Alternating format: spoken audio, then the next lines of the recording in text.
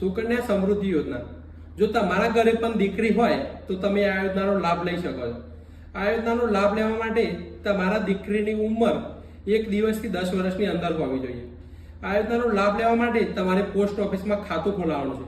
Post ઓફિસમાં ખાતું ખોલાવવા માટે જરૂરી ડોક્યુમેન્ટ આધાર કાર્ડ, ચૂંટણી કાર્ડ, રેશન કાર્ડ, દીકરીનું જન્મ પ્રમાણપત્ર અને પાસપોર્ટ સાઇઝનો ફોટો. ખાતું ખોલાવ્યા બાદ તમારે ઓછી રકમ 250 રૂપિયા અને મહત્તમ 1.5 લાખ રૂપિયા સુધી તમે વાર્ષિક જમા કરાવી શકો છો. આ યોજનામાં તમને વાર્ષિક 8.2% વ્યાજ મળે છે, જે પોસ્ટ ઓફિસની બચતમાંથી સૌથી વધુ વ્યાજ છે.